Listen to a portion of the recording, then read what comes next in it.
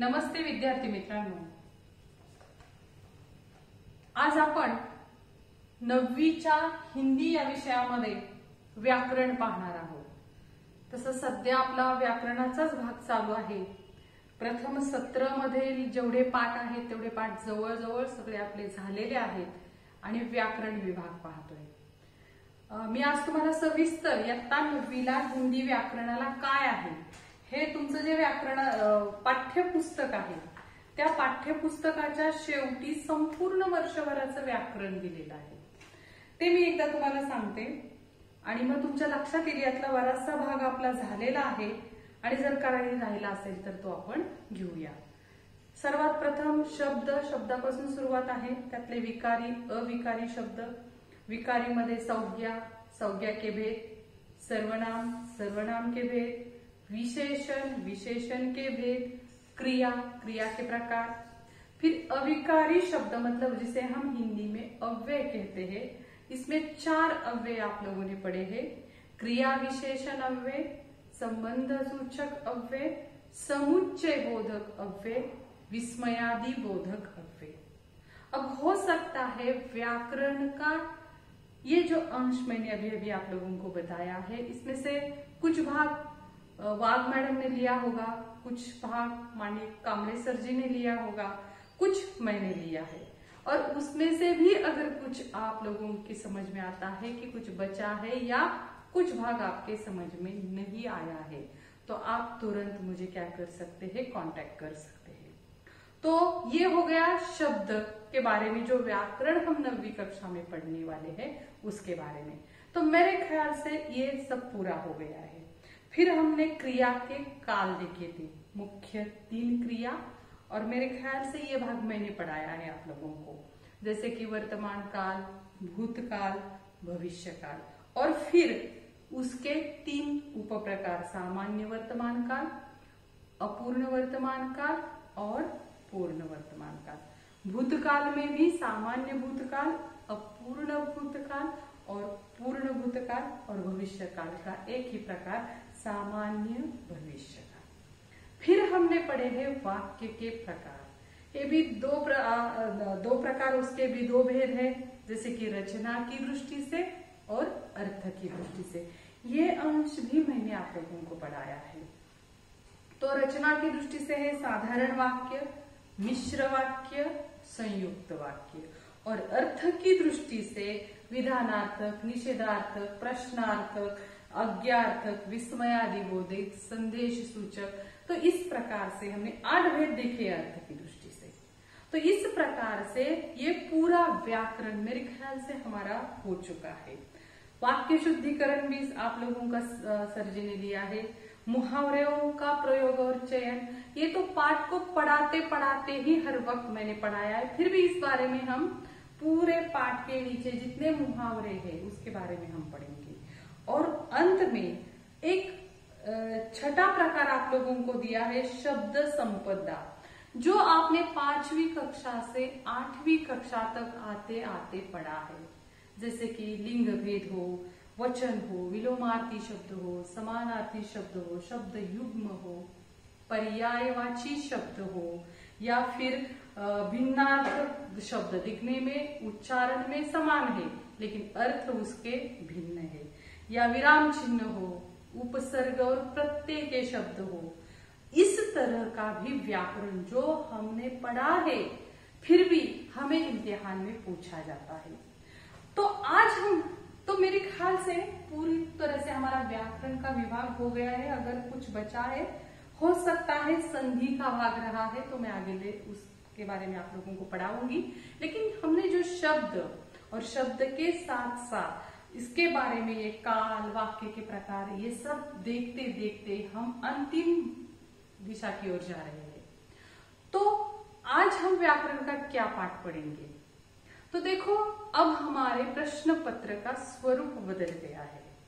पहले कैसे था, एक शब्द दिया जाता था और उसका विलोमार्थी शब्द लिखो, एक शब्द दिया जाता था उसका समानार्थी शब्द लिखो, या इस शब्द का पर्यायवाची शब्द लिखो। लेकिन कृति पत्रिका के आने के बाद ये व्याकरण का प्रश्न प्रकार भी बदल गया है। इसके पूछने का तरीका बदल गया है और इस बारे में आपके हर पाठ के नीचे कुछ अंश दिया गया है। तो आज हम हर पाठ के नीचे व्याकरण का यो बदला हुआ जो स्वरूप है उस पर किस तरह से प्रश्न पूछे जाते हैं, तो उस हर एक प्रश्न के बारे में हम यहाँ पर पढ़ेंगे। वैसे तो चलते चलते कभी कभार अगर हमारे पास समय बचा होता हो तो मैंने आप लोगों को पढ़ाया है, लेकिन कभी कभार क्या हो गया था, समय नहीं बचा था तो वो अंश पढ़ाना बाकी था। तो इसलिए आज हम क्या करेंगे, हर पाठ के नीचे ये जो मैंने अभी प्रश्न प्रकार बताए थे, समानार्थी, विलोमार्थी, पर्यायवाची शब्द लिखो या फिर उपसर्ग लिखो, प्रत्यय लिखो, तो इसका बदला हुआ प्रश्न पत्र में आने वाला स्वरूप जो आपके हर पाठ के नीचे दिया गया है उस बारे में हम पढ़ेंगे। तो शुरुआत करते हैं हमारे पहली जो हमारी कविता है जिसका नाम था चांदनी रात, उस कविता के नीचे पर्यायवाची शब्द दिए हैं, लेकिन उनका प्रश्न पूछने का ढंग अलग है जो कृति पत्रिका में होता है। तो इसलिए हम पूरी तरह से आप यहाँ पर देख सकते हैं पन्ना नंबर 3 पर ये पर्यायवाची शब्द दिए हैं। और आप लोगों ने, मैंने आप लोगों को स्वाध्याय भी बताया था, बहुत सारे छात्रों ने उसे पूरा भी किया है और मुझे भेजा भी है, लेकिन आज हम हर पाठ के नीचे का व्याकरण देख रहे हैं, इसलिए इसे दोबारा पढ़ेंगे। ठीक है, तो देखो पहली पद्य या पहली कविता है हमारी चांदनी रात। आप लोगों को पन्ना नंबर 3 निकालना है और उस पर पूछा गया प्रश्न था,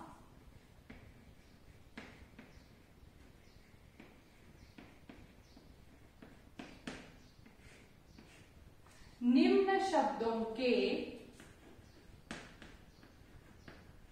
पर्यायवाची, निम्न शब्द के पर्यायवाची शब्द लिखिए।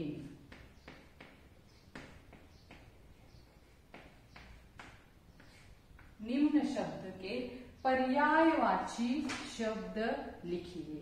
तो मैंने आप लोगों को अभी बताया है कि प्रश्न पत्र का स्वरूप बदल गया, कृति पत्रिका के स्वरूप में हमें आप प्रश्न पत्रिका दी है, तो वहां पर प्रश्न का स्वरूप भी बदल गया है। जैसे कि यहाँ पर हमें लिखना है पर्यायवाची शब्द, लेकिन उसे लिखने का ढंग अलग यहाँ पर बताया उन्होंने। जिस शब्द का हमें पर्यायवाची शब्द लिखना है उसे गोल में लिखा है, जैसे कि तरु,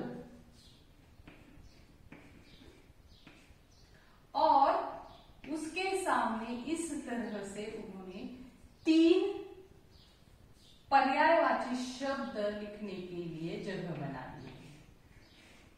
और आप लोगों को भी याद रखना है, प्रश्न पत्र में जिस तरह से आकृति बनाकर प्रश्न पूछा जाता है, आप लोगों को जवाब देते वक्त भी उसी तरह की आकृति बनानी होती है। 10वीं कक्षा में अगर आप आकृति नहीं बनाते हैं तो एसएससी बोर्ड से हमें वहां पर सूचना आती है कि उसका आधा अंक कम कर दीजिए। तो हम उत्तर लिखकर भी हो सकता है हमारा आधा अंक छूट जाए।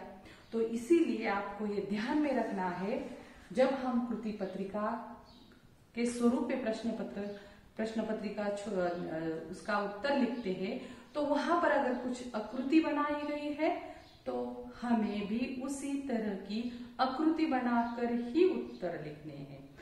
आता तुम्हाला सगळ्यांना हे तर कळालेलंच आहे, पर्यायवाची शब्द लिहायचा आहे। तरु, तरु म्हणजे काय, झाड, लेकिन हमें अभी हिंदी में उसके पर्यायवाची शब्द लिखने हैं। तो सबसे पहले तो आप लोगों के दिमाग में आ जाएगा पेड़, फिर वृक्ष, हिंदी में भी कहते हैं, मराठी में भी कहते हैं, और दरख्त भी हिंदी में तरु को कहते हैं। तो इस तरह से, बस इसी तरह से हमें उसका उत्तर लिखना है। अब दूसरा शब्द है वसुंधरा। आप सभी लोग जानते हैं वसुंधरा किसे कहते हैं।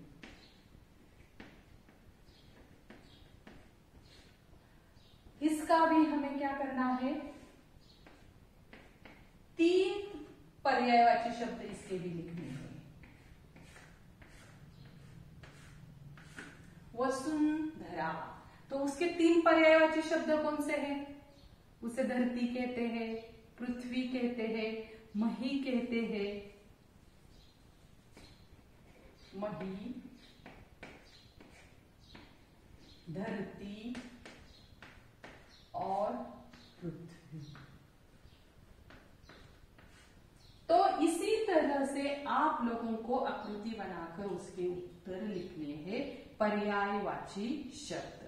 अब हो सकता है आपके सामने आपने व्याकरण का विभाग निकाला होगा, व्याकरण के विभाग में आपने लिखा हो तो मत लिखिए, अगर नहीं लिखा है तो आपको ये फिर से लिख लेना है। कुछ छात्र ऐसे भी करते हैं, जैसे कि अब ये आपकी किताब है, इस किताब में यहाँ पर यह बनाकर ही दिया गया है आकृति, तो पेंसिल के द्वारा, पेन से मत लिखिए क्योंकि अगले साल कोई छात्र ये किताब पढ़ने वाला है, तो पेंसिल से आप यहाँ पर उसके जवाब लिख लीजिए। तो आपको जब भी कभी आप पाठ पढ़ेंगे अंत में इस व्याकरण को भी पढ़ लेंगे। तो पेंसिल से लिखिए, पेन से मत लिखिए, लेकिन इम्तिहान में आपको पेन से लिखना है, ये भी ध्यान में रखिए। तो अब चलते हैं अगले सवाल की तरफ।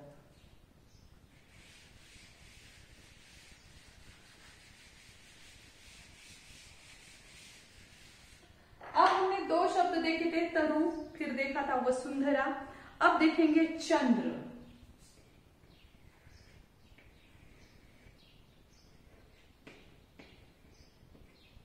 तो हमें इसके भी 3 पर्यायवाची शब्द लिखने हैं। तो यहां पर मैं उसके लिए आकृति बनाऊंगी। अब आप सब लोग जानते हैं चंद्र को सबसे पहला शब्द तो हम चांद कहते हैं, इंदु कहते हैं, शशि कहते हैं। हो सकता है और भी कई शब्द हो आज जो आप लोगों को मालूम हो, तो आप उन्हें भी यहाँ पर लिख सकते हैं। तो इस तरह से चंद्र के ये हो गए 3 पर्यायवाची शब्द। अब आगे पूछा गया है कृषक। अब तक आपने जो शब्द देखे वो पढ़े हुए थे या बार बार आप पढ़ते थे, बार बार आपने उन्हें सुना है, तो उनके पर्यायवाची शब्द आपके समझ में तुरंत आ गए। हो सकता है आज हम ये 4था शब्द जो पढ़ने जा रहे हैं कृषक, उसके बारे में आपने नहीं पढ़ा हो या कम पढ़ा हो तो ध्यान में नहीं रहता है। तो कृषक का मतलब है, मराठीमध्ये त्याला शेतकरी म्हणतात। आणि मग या शेतकऱ्यासाठी, कृषकसाठी हिंदीमध्ये कोणते शब्द आहेत? आधी आपल्याला मुख्य याच शब्दाचा अर्थ ओळखता आला पाहिजे। तो ओळखता नाही आला तर इथे लिहिणारं उत्तर आपलं चुकीचं होऊ शकतं। तो कृषक का मतलब है किसान। तो पहला शब्द तो किसान हो गया।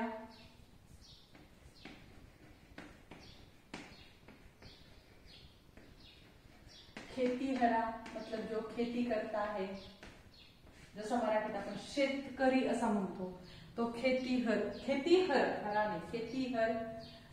अब आगे का शब्द है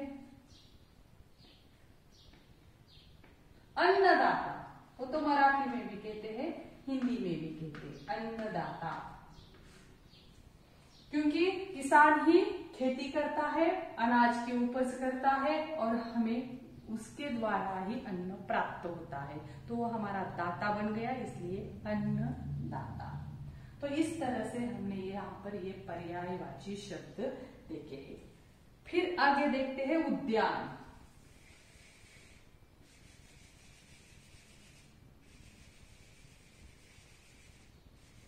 अब उद्यान किसे कहते हैं? तो बगीचे को कहते हैं, जिसे बगीचा कहते हैं, बाग कहते हैं, उद्यान कहते हैं।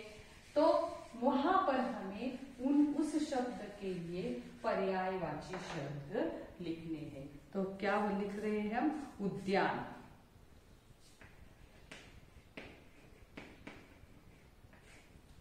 तो मैंने अभी अभी आप लोगों को बताया है, उद्यान, बगीचा, बाग, चमन, वाटिका।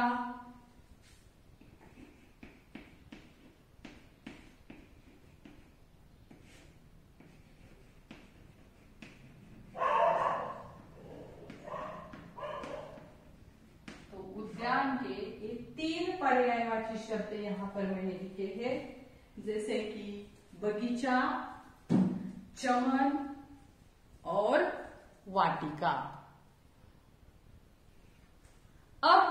आगे की ओर चलते हैं। यहाँ पर हमें उदाहरण के तौर पर उन्होंने बस 6 ही शब्द दिए हैं, लेकिन ये नहीं हो सकता कि परीक्षा में बस यही 6 शब्द पूछे जाएंगे। हो सकते हैं कई और भी शब्द पूछे जाएंगे, तो उस बारे में भी हमें सोचना है। तो अंतिम शब्द है अरण्य। तो हिंदी का अरण्य के लिए सबसे पहला शब्द जो होता है वो होता है जंगल। जंगल कहते हैं उसे, वन कहते हैं उसे, विपिन भी कहते हैं।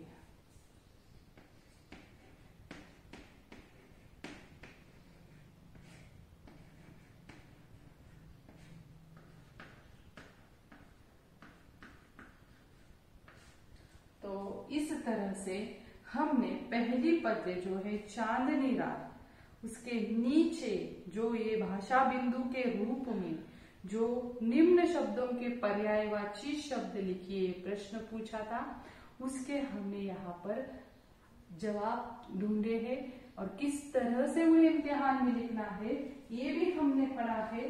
तो आप लोगों को क्या करना है, इसी तरह से आज के अभ्यास में आप लोग क्या करेंगे, और 5 शब्द निकालेंगे।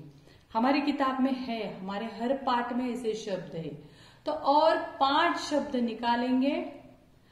इसी तरह की उनकी आकृतियां बनाएंगे और उन 5 शब्दों के लिए जो पर्यायवाची शब्द है उन्हें आप यहाँ पर लिखेंगे। ये आपका हो गया गृह कार्य। आपके वर्ग पाठ के कॉपी में ही लिखना है, उसे गृह पाठ में नहीं लिखना है, इतना हम ध्यान रखेंगे। तो मैंने आप लोगों को पर्यायवाची शब्द परीक्षा में इस तरह से भी पूछे जा सकते हैं इस बारे में बताया है। अब हम अगली पाठ की तरफ चलते हैं। दूसरा पाठ था हमारा बिल्ली का बिलंगुड़ा। उस पाठ में हमने क्या पढ़ा है, ये तो पर्यायवाची शब्द थे। उस पाठ में हमें पूछे गए हैं विलोमार्थी शब्द, लेकिन पूछने का ढंग अलग है।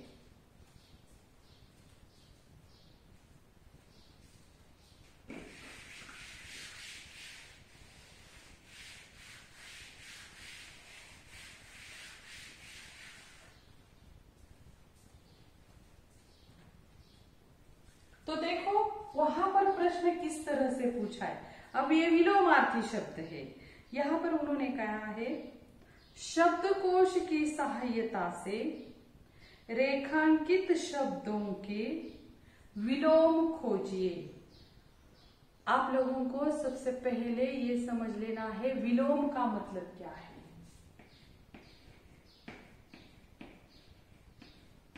मराठीत आपण त्याला विरुद्ध अर्थी शब्द म्हणतो। विलोम का मतलब क्या है, विरुद्ध अर्थी शब्द।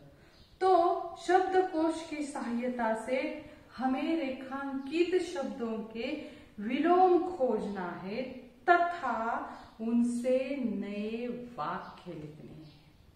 मैंने कहा था आप लोगों को पहले जब शब्द पूछे जाते थे तो बस पूछा जाता था इस शब्द का विलोमार्थी शब्द लिखो, लेकिन जैसे ही प्रश्न पत्र का स्वरूप बदल गया, कृति पत्रिका के स्वरूप में वो आ गया, तो वहां पर प्रश्न पूछने का ढंग भी बदल गया।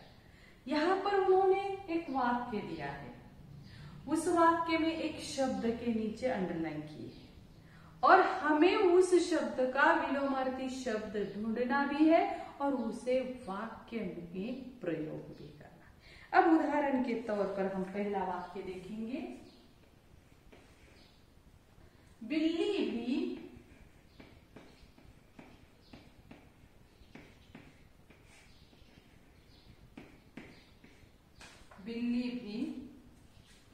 कम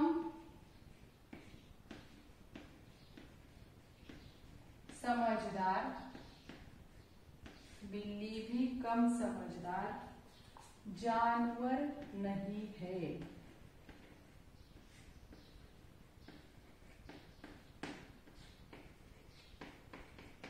बिल्ली भी कम समझदार जानवर नहीं है। अब देखो यहाँ पर उन्होंने समझदार शब्द के नीचे अंडरलाइन किए, इसका मतलब है हमें समझदार का विलोमार्थी शब्द ढूंढना है। तो सबसे पहले हम यहाँ पर लिखेंगे समझदार और उसका विलोमार्थी शब्द आप लोगों को मालूम है नासमझ, समझदार नासमझ।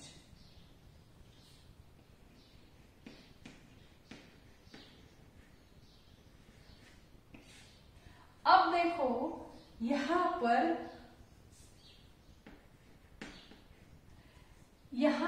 हमें जो नया वाक्य बनाना है उसमें हमें नासमझ शब्द का क्या करना है, प्रयोग करना है। जैसे कि बिल्ली भी कम समझदार जानवर नहीं है। अब आप लोगों को नासमझ शब्द का प्रयोग करके वाक्य बनाना है तो आप कोई भी वाक्य बना सकते हैं। मेरी बहन नासमझ है, मेरा भाई नासमझ है, इस तरह से आप वाक्य लिख सकते हैं।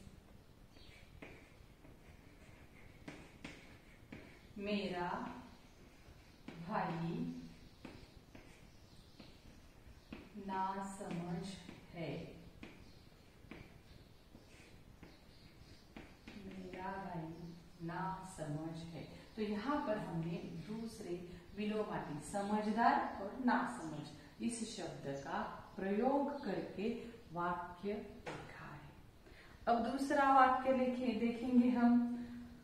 अमरू स्वभाव से अल्पभाषी है। अमरू स्वभाव से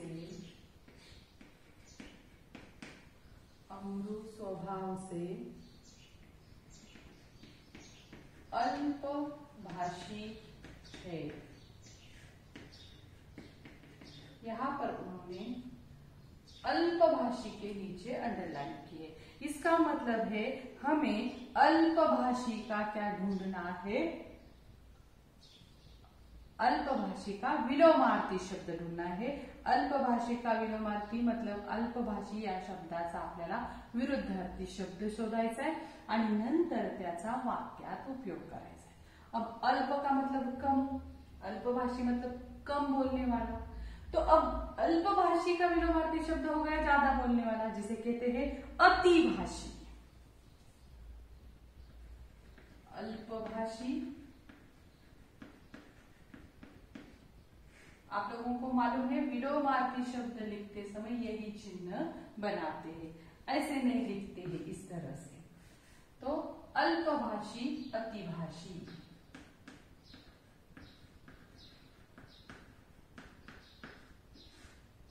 अब देखो उन्होंने एक वाक्य दिया था अमरू स्वभाव से अल्पभाषी है।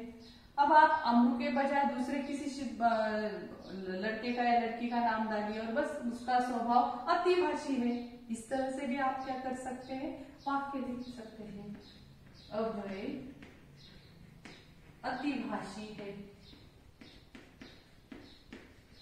स्वभाव से लिखिए या मत लिखिए तभी चलेगा। अभय स्वभाव से अतिभाषी है, मतलब ज्यादा बोलने वाला है। कुछ लोगों, हर लोग, इंसान का स्वभाव अलग होता है, कुछ ज्यादा बोलते हैं, कुछ कम बोलते हैं, इसीलिए आप इस तरह से वाक्य लिख सकते हैं। तो आप लोगों को ये वाक्य किस तरह से बनाने हैं, किस तरह से लिखने हैं, अगर प्रश्न पत्र में इस तरह से पूछा जाए तो हम क्या करते हैं, ज्यादातर बस विलोमार्थी शब्द लिखकर ये भूल जाते हैं का हमें उसका वाक्य भी बनाना है। तो कभी कभार हमें क्या होता है, सिर्फ विलोमार्थी शब्द लिखना नहीं होता है, तो साथ साथ उसका वाक्य भी लिखना होता है। तो इसे भी हमें ध्यान में रखना है, क्योंकि प्रश्न पत्र अब बदल गया है, वो कृति पत्र के स्वरूप में। अब आगे का वाक्य देखेंगे हम। आप सभी को ये व्याकरण विभाग में लिख कर लेना है। मुझे ये भी याद है कुछ छात्रों ने मुझे ये बनाकर व्याकरण का ये प्रश्न खुद लिखकर वो मुझे भेजा था। मैंने उसका जवाब भी उन्हें दिया है। अब आप लोगों को ये पूरा व्याकरण में एकत्रित करके क्या करना है, लिखना है। व्याकरण विभाग में सब होना चाहिए।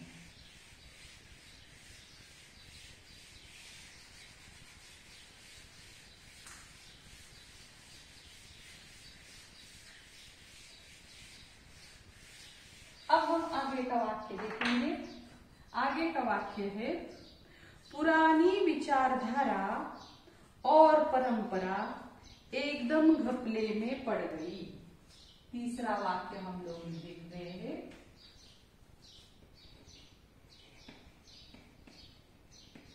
पुरानी विचारधारा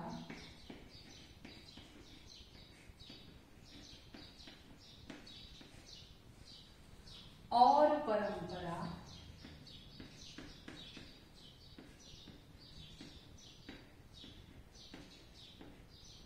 पुरानी विचारधारा और परंपरा एकदम घपले में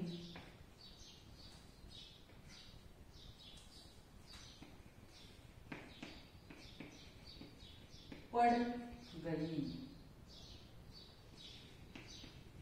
गई है। पुरानी विचारधारा और परंपरा एकदम घपले में पड़ गई है। यहाँ पर उन्होंने जिस शब्द के नीचे अंडरलाइन की है वो शब्द है पुरानी।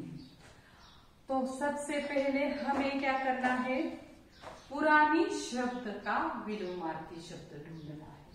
तो पुरानी का विलोमार्थी शब्द हो गया नई।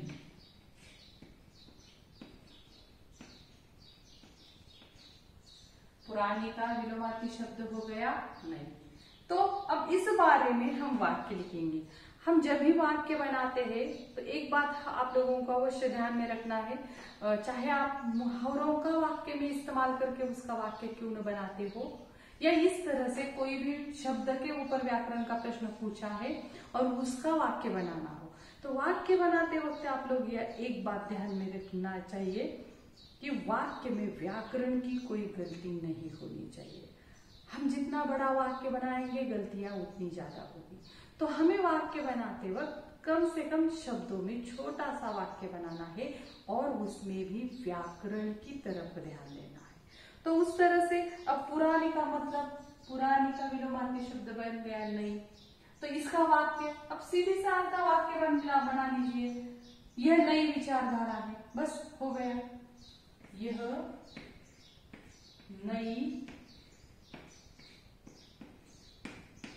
विचारधारा है। फिर भी वाक्य पूरा बन गया है। अब चौथा वाक्य, अब हम उसे दुत्कार रहे हैं। अब हम उसे दुत्कार रहे हैं। तो यहाँ पर दुत्कार, मैंने आप लोगों को बताया कि बहुत सारे हिंदी के ऐसे शब्द होते हैं जो ज्यादा से ज्यादा इस्तेमाल होते हैं, लेकिन कुछ शब्द ऐसे होते हैं कभी कभार ही उपयोग में आते हैं, जैसे कि ये दुत्कार शब्द है। तो हम क्या करते हैं, उसका झट से मतलब नहीं समझ पाते। तो वहां पर वाक्य देखना है, वाक्य को बार बार पढ़िए, आपको उस शब्द का मतलब समझना है। जैसे कि अब हम उसे दुत्कार रहे हैं, दुत्कार रहे हैं मराठी का नहीं, मतलब धिक्कार करने वगैरह याद है। तो अब हम उसे दुत्कार रहे, तो दुत्कार का समान विलोमार्थी शब्द होता है पुचकार। मैं यहां पर ही लिखूंगी,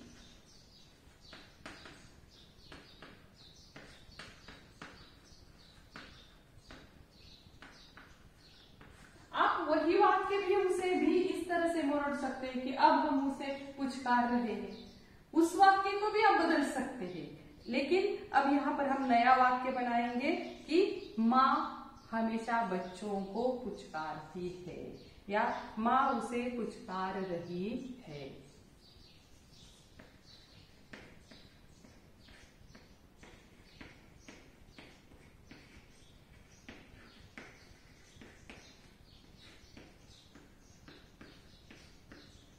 समर्थन करणे या अर्थाने पुचकार हा शब्द वापरलेला आहे या ठिकाणी, पुचकार। तो आप लोगों को उसे भी कापी में लिख लेना है। फिर आगे का वाक्य हम देखेंगे, दासियों ने इस सुंदर प्रस्ताव का समर्थन किया। सॉरी, दसियों ने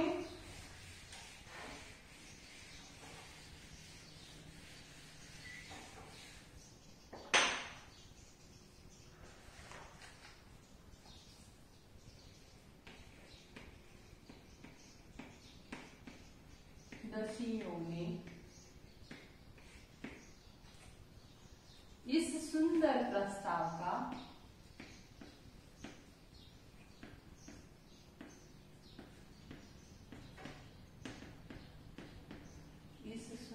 प्रस्ताव का समर्थन किया।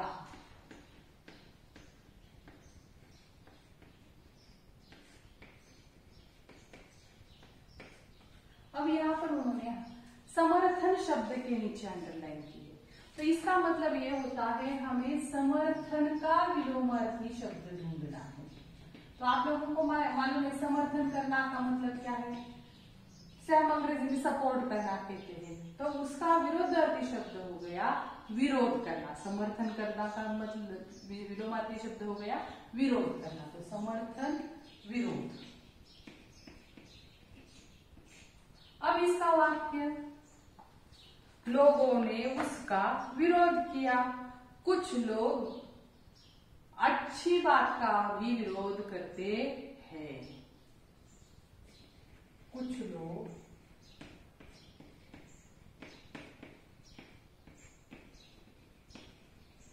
अच्छी बात का भी विरोध करते हैं।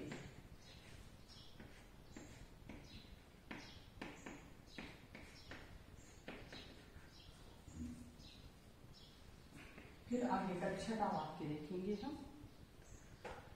डायनासोर प्राणी अब दुर्लभ हो गया है, मतलब अब नहीं दिखता नहीं है। डायनासोर प्राणी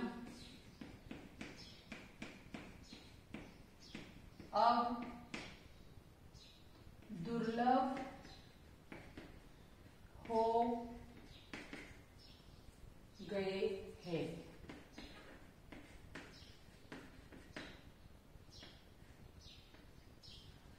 यहाँ पर दुर्लभ का उन्होंने अंडरलाइन दुर्लभ शब्द के नीचे की है, तो हमें उसका क्या लिखना है, विलोमार्थी शब्द लिखना है। तो दुर्लभ का हम विरोधार्थी शब्द जानते हैं। दुर्लभ हो गया मतलब अभी नहीं मिलते हैं, तो मतलब आसानी से नहीं ही मिलते हैं, तो मिलते हैं तो मतलब सुलभ हो गया, तो दुर्लभ का विलोमार्थी शब्द बन गया सुलभ।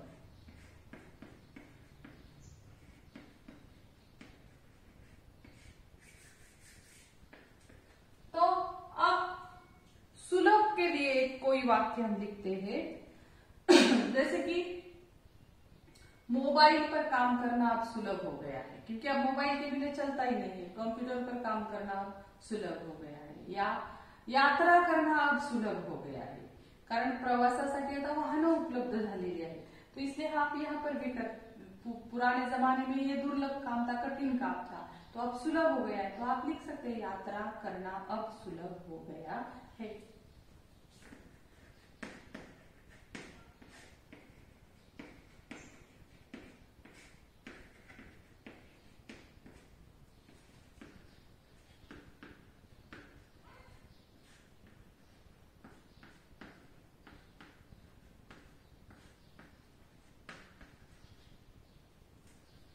तो इस तरह से हमने कई शब्द देखे हैं जिनके विलोमार्थी शब्द यहाँ पर हमने पहले उन्हें ढूंढा है और फिर उसका वाक्य में प्रयोग किया है।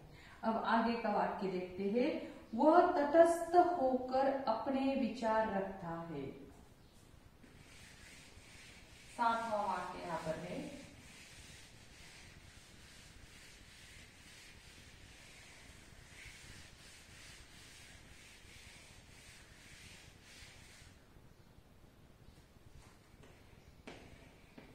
वह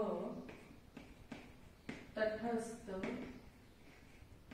होकर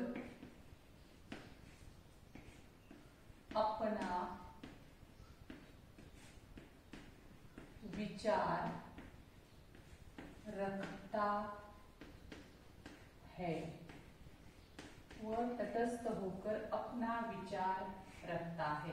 तो यहाँ पर हमें तटस्थ का क्या शब्द ढूंढना है, विलोमार्थी शब्द ढूंढना है। आता तटस्थ मराठीत हा शब्द वापरतात। तटस्थ म्हणजे कशात सहभागी न होणं, अलिप्त राहणं, सहभागी न होणं, याला तटस्थ हा शब्द वापरला जातो।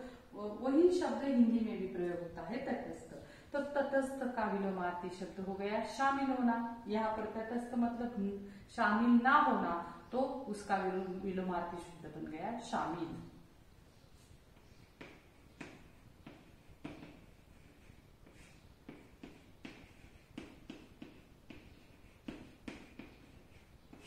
अब इसका वाक्य बनाएंगे।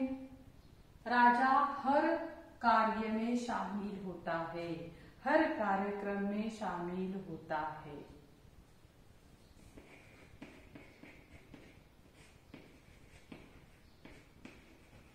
राजा हर कार्यक्रम में शामिल होता है। वो तटस्थ नहीं रहता है, इसका मतलब होता है। तो यहाँ पर शामिल शब्द उसका विलोमार्थी शब्द है। फिर आगे का वाक्य है, इस भौतिक जीवन में मनुष्य बहुत खुश है। इस भौतिक जीवन में मनुष्य बहुत खुश है।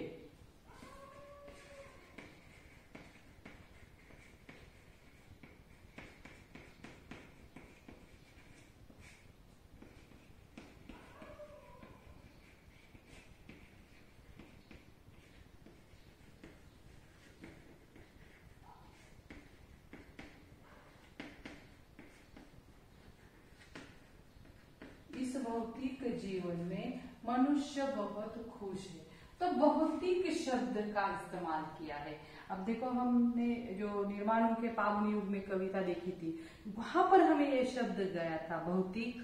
भौतिक का मतलब क्या है, तो यहाँ पर भौतिक का विलोमार्थी शब्द हमें क्या करना है, ढूंढना है। भौतिक मतलब आज के जो ये यातायात के साधन उपलब्ध हो गए, विज्ञान का युग है, इससे मनुष्य का जीवन, मनुष्य को लगता है कि बहुत आसान हो गया और उसके उपभोग में मनुष्य लगा है, उसे हमने भौतिकता कहा था।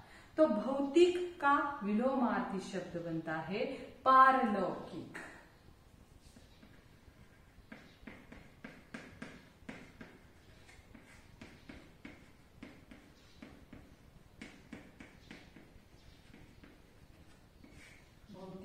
विलोमार्थी शब्द है पारलौकिक।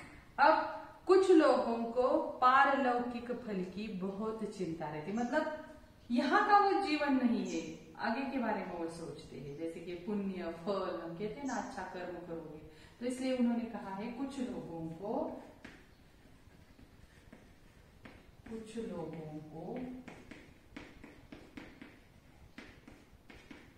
पारलौकिक जीवन की, या पारलौकिक, उनके जीवन में जो पारलौकिक फल मिलने वाला है, फल की, पारलौकिक फल की चिंता रहती है। पारलौकिक फल की चिंता रहती है।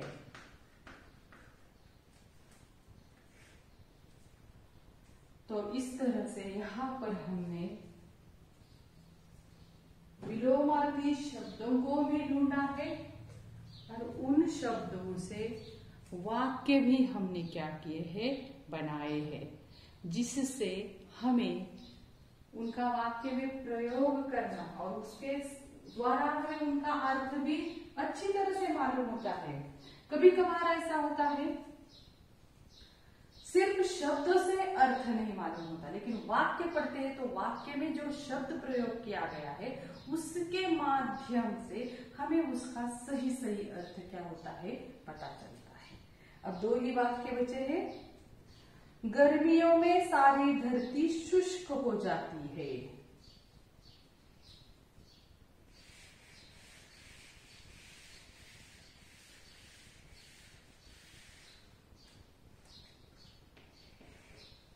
गर्मियों में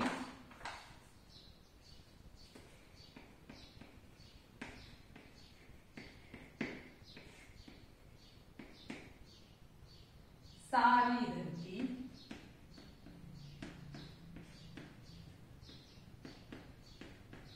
गर्मियों में सारी धरती शुष्क हो जाती है।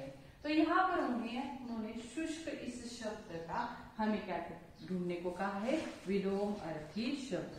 तो शुष्क मतलब आपण उन्हाळ्यामध्ये वातावरणात जो कोरडेपणा असतो, ओसाड उजाडपणा असतो, त्याच्यासाठी हा शब्द वापरतात हिंदीमध्ये शुष्क। तो इसके विलोमार्थी, इसका विलोमार्थी शब्द बनता है हरा भरा। तो शुष्क का विलोमार्थी शब्द है हरा भरा।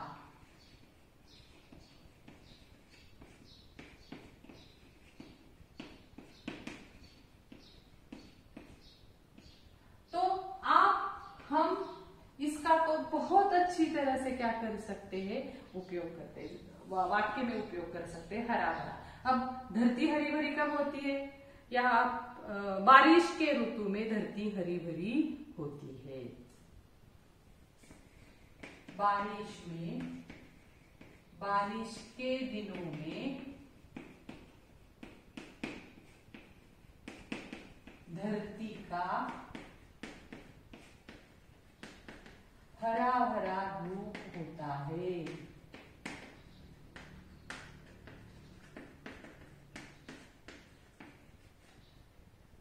यहाँ पर हमने हरा भरा शब्द का प्रयोग किया है। बारिश के दिनों में धरती का हरा भरा रूप होता है, या बगीचा हरा भरा है, मतलब हरियाली, चारों तरफ क्या छाई है, हरियाली।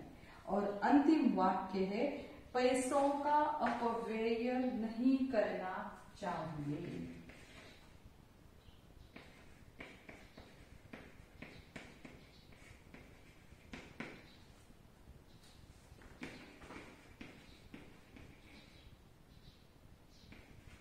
पैसों का अपव्यय नहीं करना चाहिए। देखो अपव्यय का मतलब क्या है कि दुरुपयोग, मराठी में हम उसे दुरुपयोग कहते हैं। सही ढंग से इस्तेमाल न करना, उसे क्या कहा है, अपव्यय। तो सही ढंग से उपयोग करने को हिंदी में क्या कहते हैं, सदुपयोग। तो अपव्यय का विलोमार्थी शब्द बन गया सदुपयोग।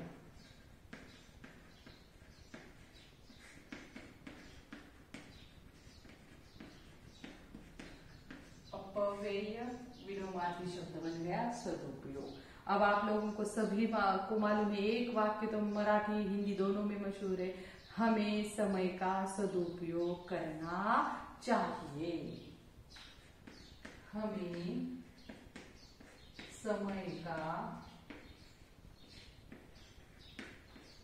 सदुपयोग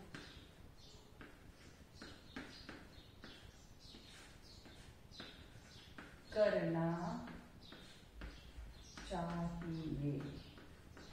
तो देखो हमने यहाँ पर दो पाठों के नीचे शब्द भाषा बिंदु में जो व्याकरण दिया जाता है, जिसके इम्तिहान में प्रश्न पूछने का ढंग थोड़ा सा अलग रहता है, लेकिन ज्यादातर इसी तरह से पूछा जाता है। तो इसको हमने आज यहाँ पर पढ़ा है।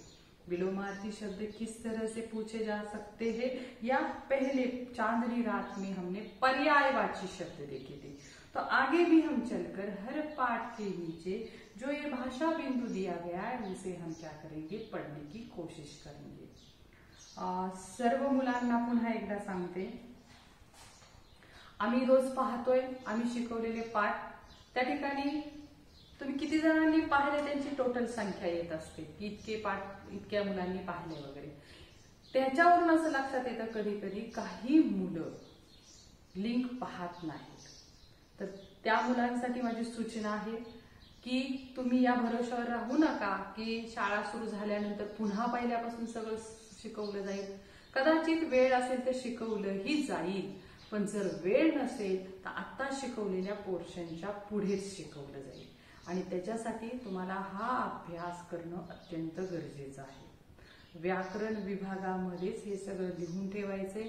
तुम्हाला वेळोवेळी दिलेला अभ्यास तुम्ही सोडवायचा आहे, आम्हाला वैयक्तिक नंबरवर पाठवायचा आहे, ग्रुपवर पाठवून त्या ठिकाणी गर्दी करू नका आणि त्या ठिकाणी सांगितलेल्या सूचनांचं पालन करा।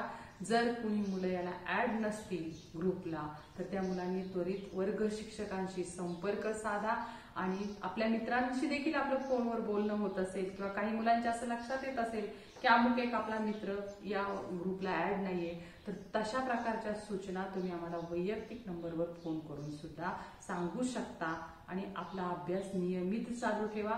पुढे काय होणार आहे कसं होणार आहे हे न पाहता सध्या आपल्याला नियमित अभ्यास करायचा आहे एवढंच लक्षात ठेवा।